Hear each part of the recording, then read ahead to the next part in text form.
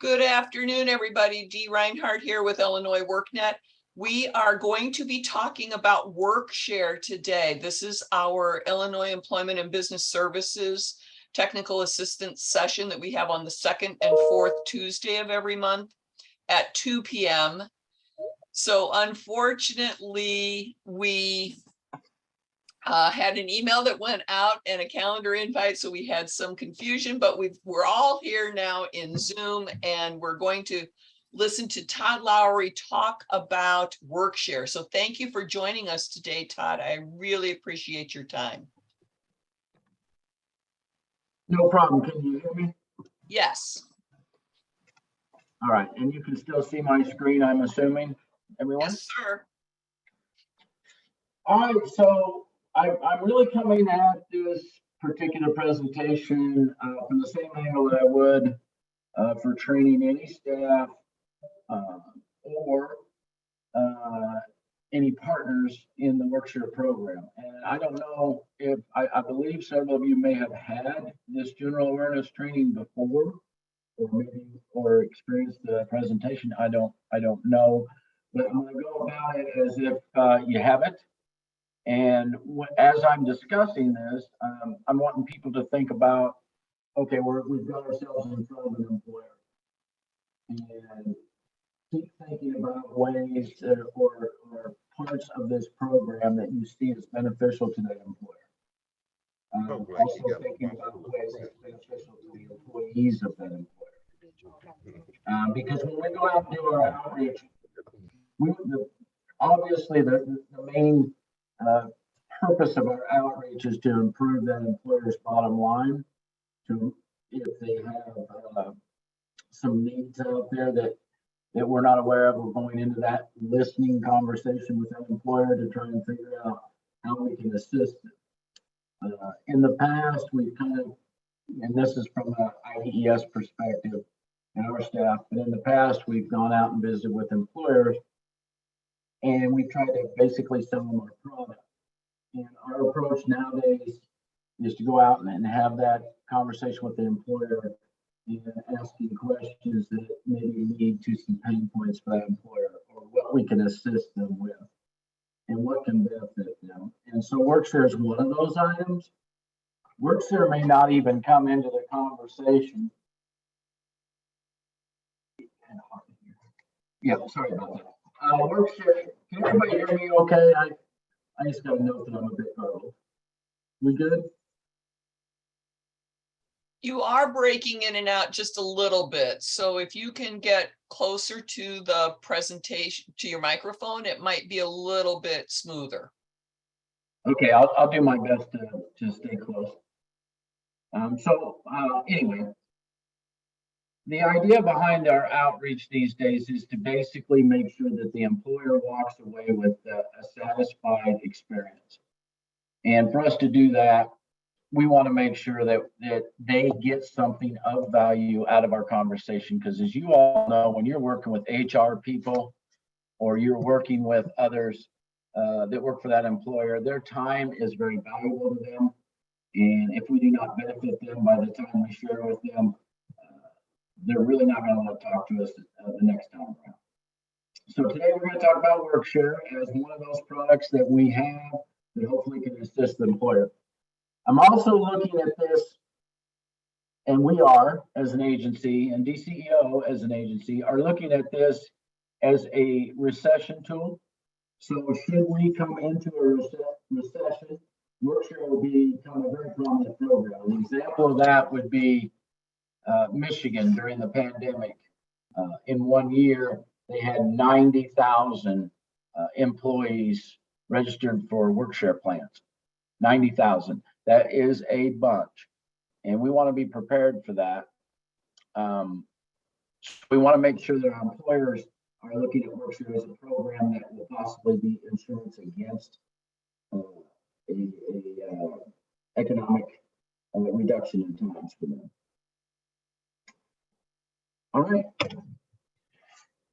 So during major downturns in economies, when the employers are faced with those decisions they have to make, when They need to reduce the hours of their employees and possibly decide whether or not they want to lay off employees.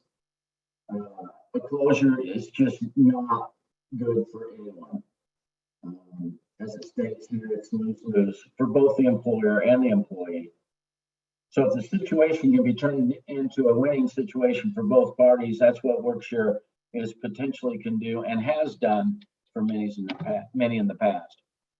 It's a voluntary program, again, for employers facing a decline in business with an alternative to layoffs. And it might not even be a decline in business. It might be a supply chain shortage. It might be a manufacturer that has to do line cleaning or something where they need their people for only 20% of the time, or 40% of the time, or 50% of the time. So keep that in mind that it's not only an employer that has to reduce their hours because there's a decline in business. It's an employer that might have multiple reasons to engage with the program. So the question becomes, why should the employer choose our Workshare program? So they can temporarily reduce payroll and they can keep plan participants working at reduced hours. They can keep their workers employed and their product that they can keep producing, and service quality can be maintained, and they can keep skilled workers in place. We're going to talk about why that's important, and I think most of you know why that's important, that you can keep control of your employees, keep sight of them, keep them under your umbrella. So employers don't have to spend money on recruiting, hiring, training new employees, those sort of things that happen when you have a layoff. So if you have a bunch of people that leave your company, you're an employer, and you turn around trying to hire those people back, they're free to go look for work elsewhere. And many people do find work elsewhere. And they might decide to make a career change at that time, whereas having them in the Workshare program keeps them under your roof at a reduced percentage of time, but you still got them. So the benefits for the employer, they include hours of work for some employers instead of laying them off. Very good. Employees with reduced hours can collect their unemployment, and that helps offset their income loss. And then the employer retains trained staff, as I spoke of just a minute ago. And then hopefully that keeps the morale boosted in the employer's environment. How's it help the employees? Well, they can avoid a layoff, and that's always a good thing. And we're going to give a couple examples coming up of how that is better for the employee. And as we lay out these examples, you'll see how that works out to the benefit of the employee rather than being laid off. Employees get retain their job benefits because part of the Workshare requirements are that their job benefits remain in place. So that's healthcare, employee retirement plans, and so forth. And by opting for Workshare, that's instead of the full layoffs, they're keeping their employees on the payroll. Even a reduction of hours is still necessary for success, generating employee loyalty and decreasing turnover. So again, this is all about retention of employees, and we know retention is a big factor. We're measured on retention. We know how big of an issue that is for employers. Different jobs have different retention rates that we see across the board. But in this case, keeping them home, home being in their place of business, is a great way to retain those employees. The other benefit, of course, is that we're reducing the amount of money coming out of our unemployment trust fund. And of course, that's important. And you see that in the news, even most recently, that there's an aggressive push to pay down the amount owed to our trust fund right now due to the pandemic. It reduces other public assistance expenditures. So those would be, if you say an employee needs to go temporarily on supplemental assistance, such as not for SNAP and other things that they might need to maintain a lifestyle. And then the purchasing power of the community, of course, is keeping those dollars flowing in the local communities. So let's talk a little bit about the Workshare plan. So employers, they're the ones that apply for the plan. Employers have control of the plan. This is different from unemployment, right? So you lay people off and they file for unemployment and they are off doing their own thing, and the employer has no way to control the activity of that employee at that point in time. So the employers create the plan. And they can create it, they don't have to lay off everybody in the plant. They could have people working 100% of the time in the plant, but they select a work unit as opposed to an entire layoff. So it doesn't have to be universal across the board, it just has to be a work unit. The work unit has to have 2 or more employees in it, but you can reduce the hours of those individuals and get them signed up for the plan. The Illinois program allows for not less than 20% and not more than 60% reduction in hours. And here's another one, it's good for up to 12 months. So looking at unemployment, which is typically 26 weeks, this is 52 weeks. Again, twice as long as normal unemployment. Employees keep their job, they've got more money in their pocket. If they're working part-time and receiving unemployment benefits. So we're going to talk about the amount of unemployment benefits they receive while in a Workshare plan. So with regular unemployment, the person's working less than full-time, they must earn less than their weekly benefit amount. Everything else comes off dollar for dollar as after they go earn more than their weekly benefit amount. So with Workshare, participants pay a percentage of their weekly benefit amount and dependent allowance, if any, based on the percentage of employees' reduced work hours. They're entitled to receive benefits even if they are earning over their weekly benefit amount. So Todd, could you please repeat this and directly into the microphone, because the audio is very difficult for some people to understand. Okay. All people. All people to understand. Well, I'll do the best I can. I'm speaking about as loud as I can, and I'm about as close to the screen as I can get. So I'm afraid it is what it is, folks. But the Workshare that I was just talking about was with regular unemployment. If a person's working less than full time, they must earn less than their weekly benefit amount. If someone earns equal to or over their benefit amount and no longer qualify for unemployment, even if they're not working full time. And with Workshare, they're paid a percentage of their weekly benefit amount, and that's based on the employer's reduction of their hours.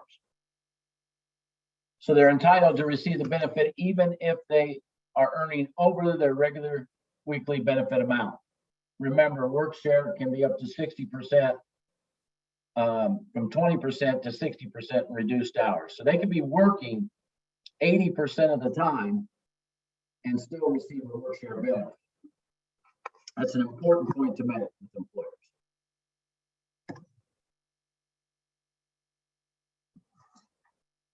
So I'm going to go over an example here. You can see it on the screen, but let's talk this through. So if an employee was laid off, they're fully unemployed, and they're entitled to $188 a week in unemployment compensation.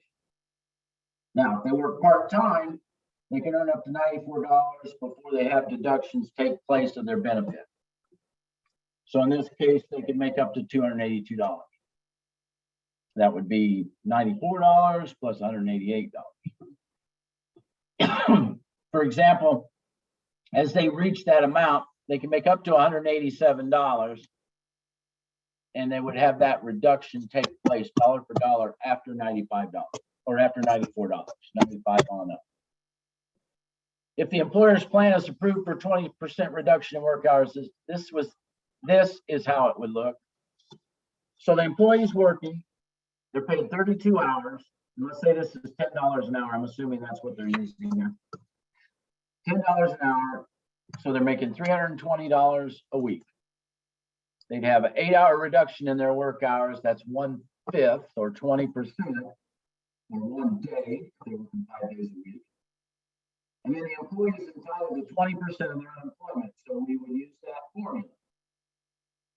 Their unemployment, as you remember, was $188. So we take that times 1/5 or 20%.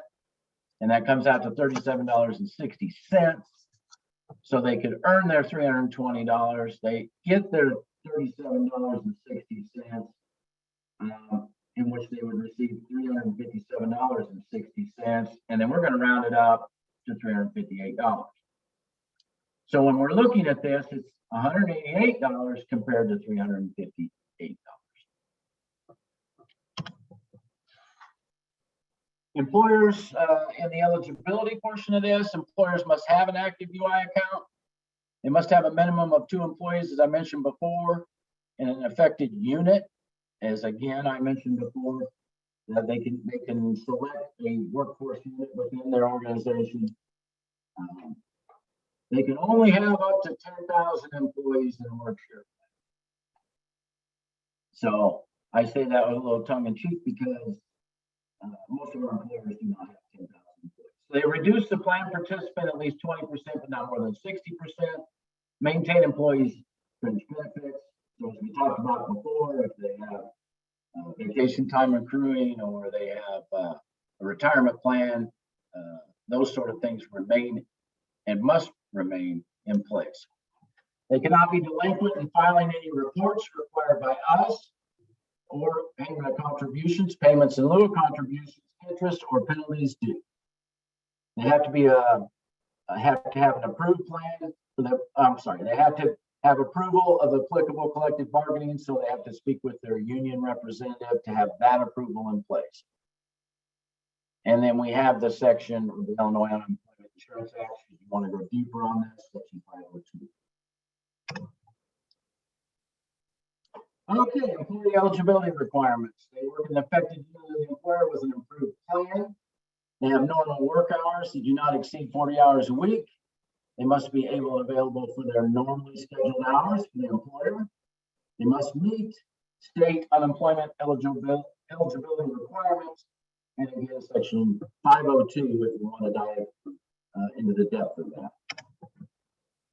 So we get to the point, and by the way, the screen on the right, the picture on the right, that is our e-services site. This is where the employers and employees will go. So the employer applies to participate in Workshare, and they do so electronically. Phone applications can be accepted, but Eric's on this call. He can let us know if that's something that's allowed at this point in time. I don't know that for sure. Phone applications be accepted via the designated Workshare phone line.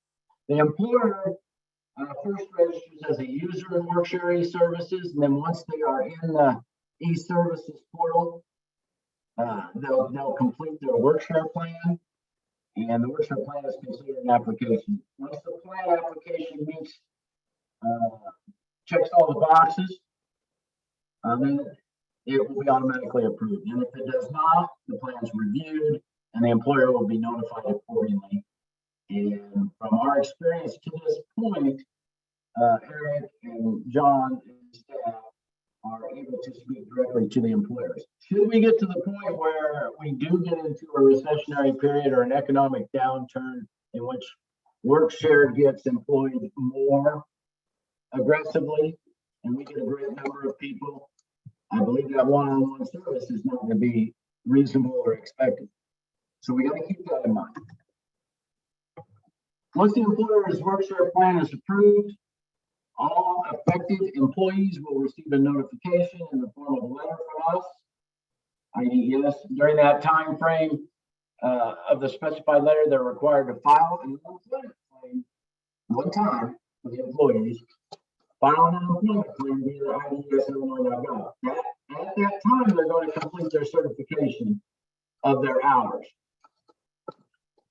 And that will be on the e-services site. And they'll be required to input their date of birth, the letter ID on the plan, participant letter has that letter ID in it. And that's the one-time activity that the employee has to have. This is one of the benefits to the employees. They don't have to certify every 2 weeks unless there is a change in their work hours. Say they have another job or there's a change in their work hours, they have to report. So under most circumstances, after employees file their claim and they've completed their certification, they don't have to do anything, as I said before. It's up to the employer to certify the employee every week. And that's how the payments here are generated. Under special circumstances, as I said before, the employee needs to certify, and the special circumstances requires the employee to certify any services as follows. The part-time hours worked with their additional employer change from what the employee reported at the time of their registration, and there's a change in their dependent status, or there's a change in their dependent status, or there's a change in their pension income. If you have any questions, please take down this number that's below. That connects you with our special programs unit. And then des.workshare is our email address as well, so you can reach out to them that way. If you have an employer that you're working with and you have questions, you can contact me on Todd.Lowry. So if you have any questions at all, feel free to send me an email and we can get those answered. We also have resources available. So information that you can get at workshare.IEBS.Illinois.gov. You can go directly there as well to get some information. We have a resource center on the intranet, and you can work with us to get some of those resources, such as an FAQ or a flyer. And I believe there's, I haven't been on there recently. Those are the two main things that we use for a marketing resource. I guess we'll put that in the chat. But anyway, our IDES webpage, it's a lot easier just to go to IDES and just type in Workshare. It'll take you right to it, or a link to it anyway.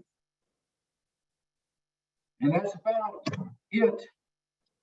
So do I have any questions this time? And Eric, if you want to listen up your mic, if they have any technical questions. Todd, if you wouldn't mind going back to the page where you had the example of how the dollar amounts would play out for the person, that might be a good starting point.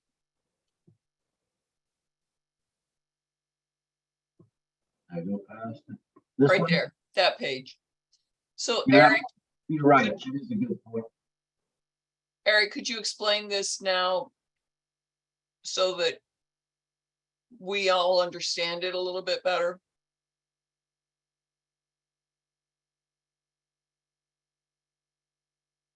All right, sorry, I guess I was muted there. Not a problem. This is Eric. I've worked with a bunch of y'all at IDES. I'm under special programs, and John Ferry, we are the ones actually running this program. And let me step in for Todd, who's sounding like Charlie Brown's teacher there for a little bit. Workshare is still fairly new. Believe it or not, it's actually about a year old, and we're starting to get an inquiry from a lot of employers, and they're looking at this to be potentially beneficial and really help if a recession does hit. So there are some really interesting aspects to it. One of the things I wanted to point out before we go through this breakdown is that they have to, in a sense, be maintained as, I want to say, a full-time employee while they're not working full-time hours. If they have health insurance, that has to be maintained by the employer. If they have pension or other benefits, those all have to be maintained. They have to be considered a full-time employee, even though through this program they're not mandated to work the full-time hours. So that's another big perk for the employees right there. So in essence, they are receiving a percentage of what they would be eligible for on regular unemployment. So this breakdown right here, this is using simple math, and the really generalized things, you can roughly say unemployment pays roughly 47% of a person's average weekly salary, not to exceed the maximum of $545. So on regular unemployment, no one will receive more than $545 ever. Now, if they're in the Workshare program, they're receiving the equivalent reduction percentage of their unemployment that their hours are being reduced. So based off of a 40-hour work week, a 20% reduction would be 8 hours or 1 working day. So then they would receive 20% of what they would be eligible for if they were on full-time employment. So that's Todd's breakdown right here. So if an employee earned an average weekly wage of $400 for a 40-hour work week, and I know I've double-checked these, but I'm pulling out my calculator as well. So $400 a week times 0.47, that'd be $188. So if a person was normally receiving $400 a week in salary or earnings from their employer, if they signed up for full-blown unemployment, they would be eligible for $188 as their weekly benefit amount.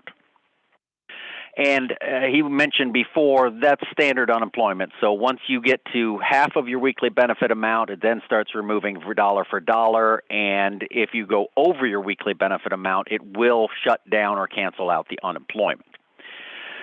So if they work part-time, they can earn up to $94 before anything was deducted from their benefits. If they earn more than $95, up to the $187, there would be deductions dollar for dollar. And if they hit $188 or more, it would shut them down. Now, under Workshare, they do not report their earnings, and that's one of the main differences. On unemployment, employees have to report their earnings from a Sunday through Saturday time frame. In Workshare, they don't report their earnings, only hours are reported because we're looking at the reduction of hours. So in this Workshare plan, a person's a 20% reduction, and remember, if that's a 40-hour work week, that's 1 day they're not working per week. So they'd be paid 32 hours worth of work from their employer. The employee would be entitled to 20% of their unemployment compensation. So we already determined that their unemployment and compensation would be, if they were on full-blown unemployment, $188. So $188 times 0.2 comes up to $37.50. We round that up, of course, to $38. So that's what you've got down there at the second and last bullet point. So from Workshare, because of their 20% reduction from their employer, they would get 20% of their unemployment. So the last bullet point, the $320, that's what they would receive from their employer for the 32 hours they worked that week. Then they would receive the $37, roughly rounded up to $38 from the Workshare program coming out of their unemployment fund. And when you add those together, according to his numbers, $357.60 rounded up to $358. So they're not that far off from what they would have been earning originally on for these lower income people. If $400 was their average weekly salary from their employer, reduced hours, $320 from the employer, $37.60 from Workshare, they're at $358. They're only, $42 short of where they were before. So it's a way to kind of supplement things, take some of the burden off the employer, and to keep the employees in full-time standing. If they have health insurance benefits, they have to keep those, any pension things of that nature.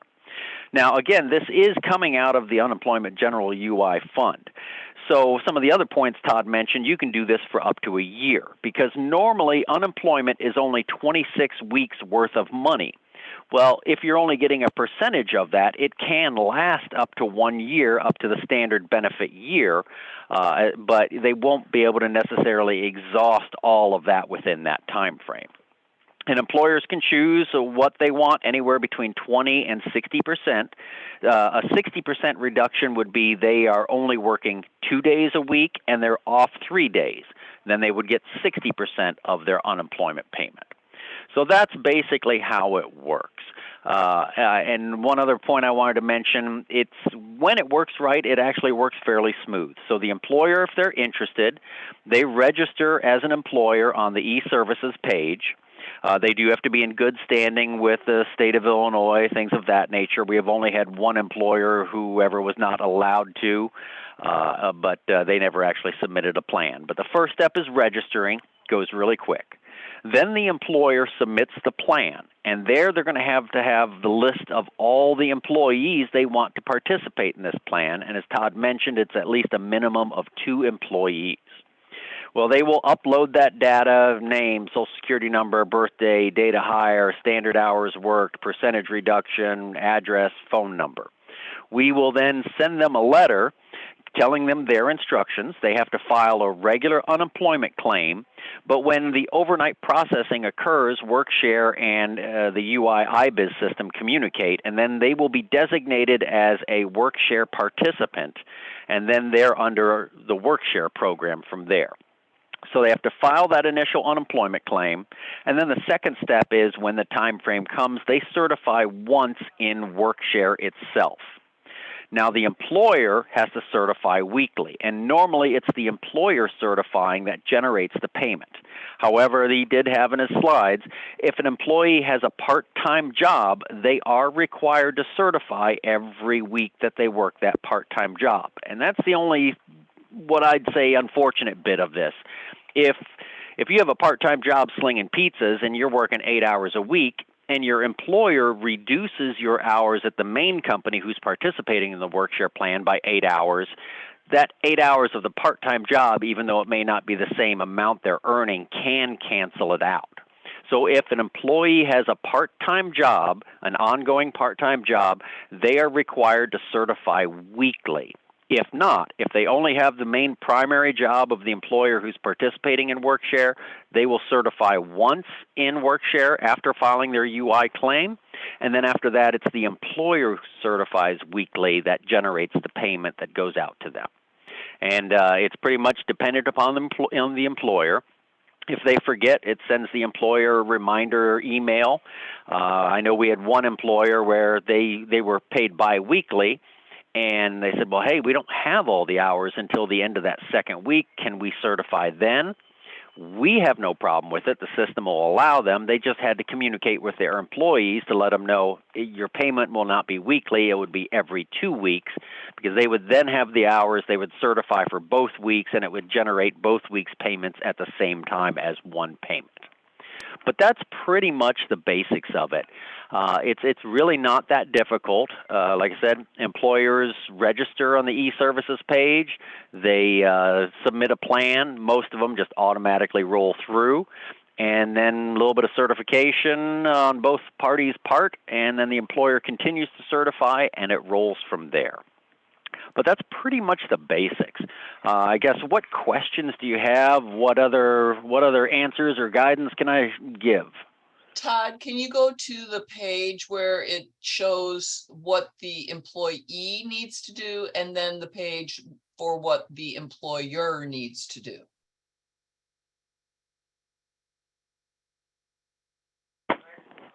So basically, Eric, so my husband and I have a construction company. If I had a slow period between projects, but I could keep my staff working 2 days a week, I could apply for this Workshare, and instead of the employees filing unemployment claims, they could get the Workshare portion.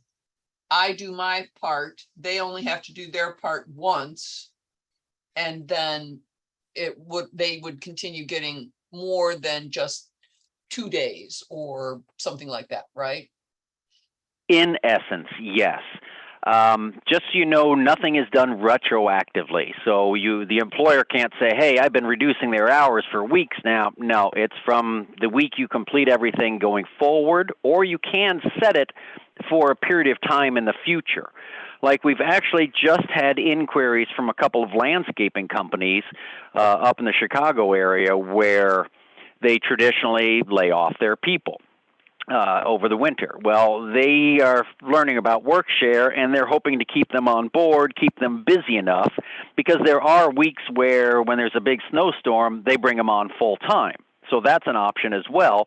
If the employer says, no, I need them this whole week, the employer would just certify and say worked in excess of plan hours, nobody would be paid, they could work their whole week, get their normal pay, and then the next week they go back onto these reduced hours. It would just continue rolling like normal. So yes, in your situation, the construction company, it could be done, again, not retroactively, so it's not a catch-up or last-minute thing. You know, you basically, if you got to it late this week, you'd probably be starting as of this coming Sunday. But that is definitely a possibility. The employer registers, creates the plan, sends letters to the employees. They are required to file an unemployment claim through the normal process.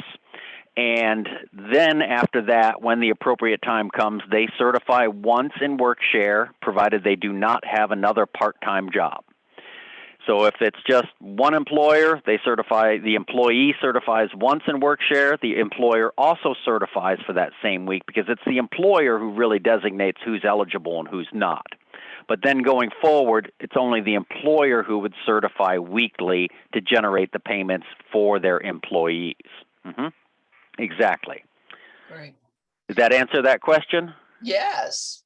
Robert Okay. Krapp, I don't know if he's an IDES employee or not, but he says if the average weekly wage is $400, which is $10 on your presentation, does this amount go up when the minimum wage of Illinois goes to $12, which would be $480? All right, and I was just reading that. Interesting question. Hard to say because so many things are after the fact. So when minimum wage goes up, people will start earning more. But remember, a person's weekly benefit amount is based upon a one-year period of time in the past called the base period. It's actually the first 4 of the last 5 completed quarters. And once a person signs up for unemployment, they start their benefit year. That number is fixed for that one-year period of time. So then they get to the end of their benefit year and they would have to sign up for unemployment again. It will review a new one-year period of time in the past, and if your wages and if your earnings are higher because of the minimum wage increase, then you could have a higher weekly benefit amount, and then Workshare pays whatever the appropriate percentage is of whatever your weekly benefit amount is. So if minimum wage goes up here shortly, it may take a year before that goes into effect, but it would be different for each and every individual. It depends on, did they already have a previous unemployment claim so their weekly benefit amount is locked in? There are so many factors, we just can't guess on the future from there. But in the long haul theory, yes, the more they earn, the higher their weekly benefit amount, up to the max of $545, and then Workshare pays the percentage reduction, the percentage that they're being reduced in hours, it pays them that equivalent percentage of their unemployment. And one other point I want to bring up, since they are signing up for unemployment and it comes out of the general trust fund, it can have the standard effect upon employers' taxes they pay to the state. So employers who are paying into unemployment on behalf of their employees, the more employees they have on their unemployment rolls, it can increase the percentage of tax they pay to us. It's like a lot of unions, they've got so many people on, they're already at the maxed out rate, that's why they don't care. So if it's a small employer and they're scrimping for every penny, it's just information to have if that comes up.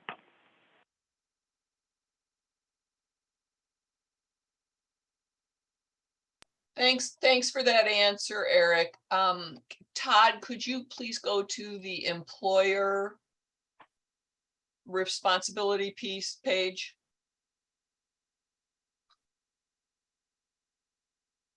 All right, so no. All right, and then can you please go to the link page where people could find out more information about the program? Workshare.ides. Oh, is it that one? You know, it's basically our IDES web page. If they go to the standard IDES web page, and I was just there a second ago, there is a section, Let me get into there. And I can, if you'd prefer, I can share my screen and show you guys what it looks like, if that would help. Sure, go ahead. All right, let me do that real quick. Todd needs to stop sharing. Todd Yep. needs to stop sharing. All right, he's taking his toys and going home, so. All right, let me get to, I think that's the screen I'm wanting right there. All right, can everybody see my page? IDES, find your next job, guy with a white helmet and a yellow vest? Yes. Okay, so this is the main landing page for IDES. This is where people go to sign up for unemployment, to register for Illinois Job Link. You've got your header, your drop-down headers here, and under Employer Resources, hold on that, scroll down to Workshare, and it will take you to the Workshare page. This gives some brief information, some simple questions and answers. You can link to the Workshare e-services page or contact the Workshare program. I'll be honest, that Workshare program link is not working right now. We're going to get that up and fixed. But you can, and this is a snapshot of the e-services page right there. So let me scroll down and let's go to that page if it'll allow us.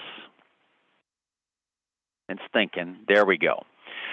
So if an employer is investigating this, they can link through our IDES page. If they've never been in before, they would register as a new employer here, and then in the future, they would use their employer login and password to log in and access services. And this is how they would register for the program, and the registration is real simple. A couple of basic questions. It checks to see if they're in good standing with all the UI accounts. That's all it is. It's the creating the plan that takes a hair bit longer. But that's all done through the e-services page, and it's not employer services, it's electronic services. You're in Zoom, Kaylee.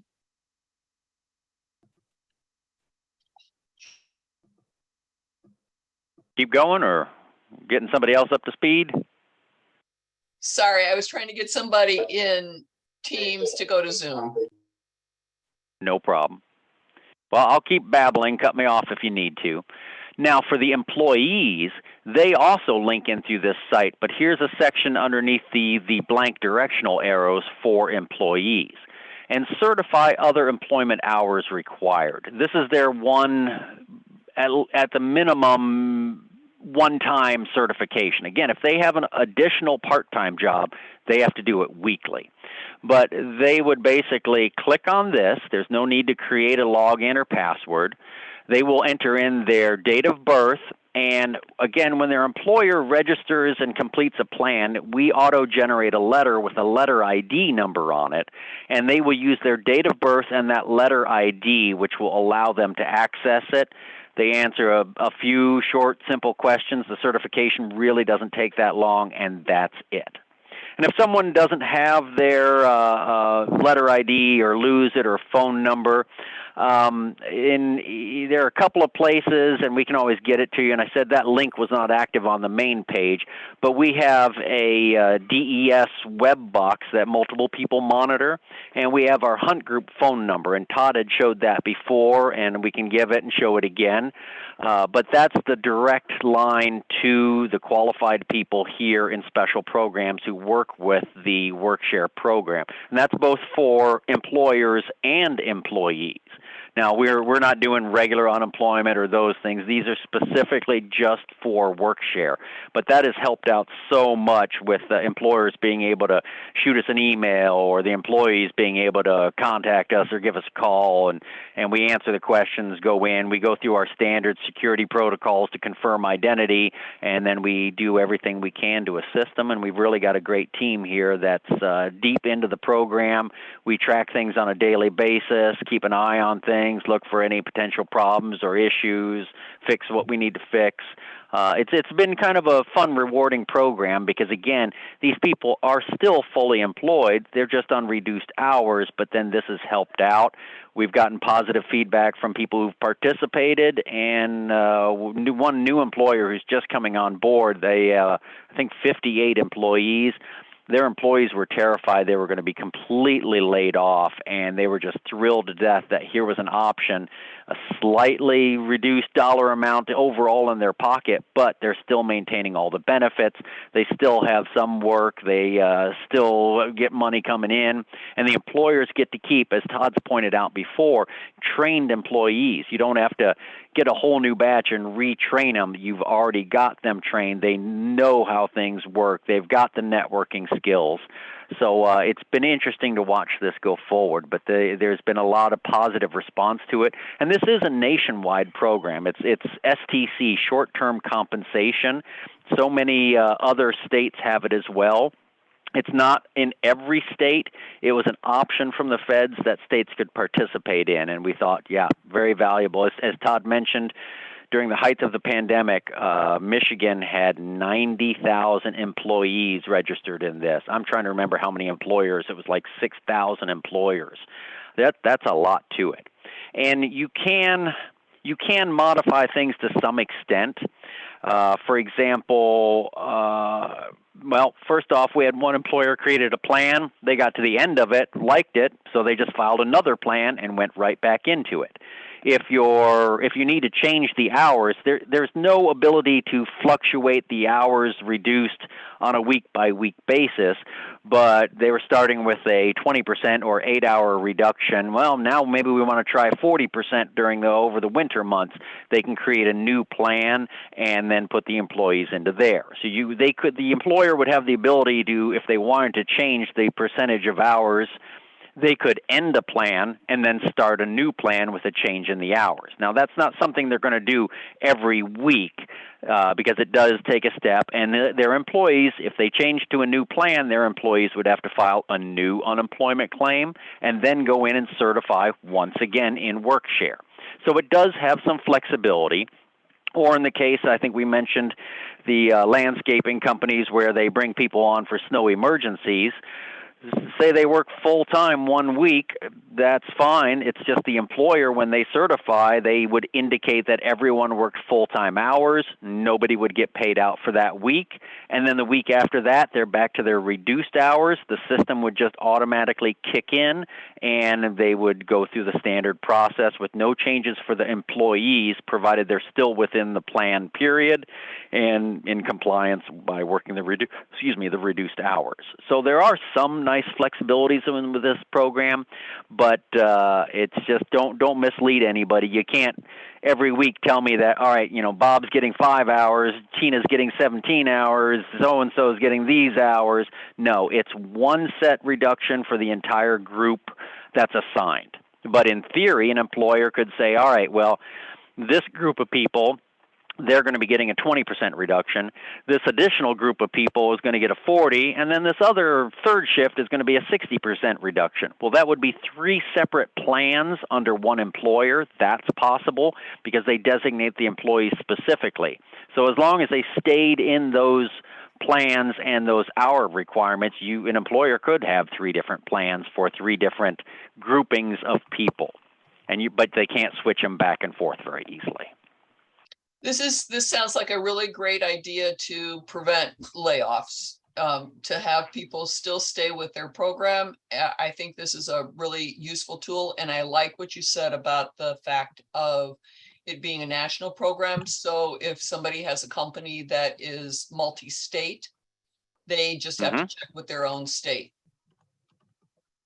Well, and it depends, because some of the employers we've had, I'm trying to remember.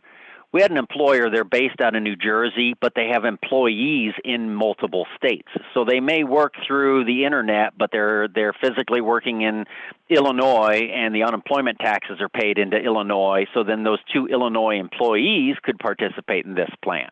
So that employer has a plan with each of the different states that they have employees working in. Because unemployment is normally paid into the state where you perform the work, normally. Right. So if all their employees are in a different state, and that state may have a plan, but yes, you can have Aer Lingus. Yep. All right, you got it, Theodore. They might have been the ones. As long as they have 2 employees in Illinois. We've had requests where people say, well, we've only got 1 employee in Illinois. Nope, it's got to be a minimum of 2 employees. Well, I want to thank both Okay. you and Todd for your time this afternoon. I think this is a great tool for all of our folks' toolbox to use to help with those layoff aversions and just helping employers in the state of Illinois stay productive in the state of Illinois. So if you have any questions, would you and Todd both put your emails in the chat? I know that Todd's was on the presentation. I will post that presentation with our resources for EBS. And we appreciate greatly your time this afternoon. Thanks for joining us, everyone. Thanks for having us. Eric, did you mention, and I didn't catch that part, you were talking about other states. Not all states have Workshare program, and there's multiple names for it. States name their program. So if you're talking to an employer that says, hey, do you have short-term compensation? That's also another name for Workshare. So you kind of have to have an ear for that. I don't think there's a whole lot of variations of the name, but that's 2 very distinct different names in Workshare and short-term compensation. So, Thank you Yeah, for that Todd. clarification, Todd. Todd hit that on the head. STC is the federal term, short-term compensation. States can choose to rename it. I guess we did. That's why we're Workshare IL.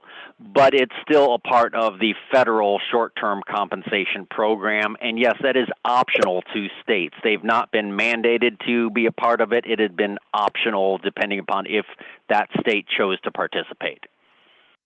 Great. Well, everybody, I will try to have this recording posted by tomorrow, and we'll look forward to talking with everybody about Workshare maybe again in the spring. wonderful. We appreciate getting the word out to any employer you can. For everybody's knowledge that doesn't know, we have hired a marketer. So there'll be a marketer going out and spreading the word for us, creating materials, creating presentations. I'm sorry, what?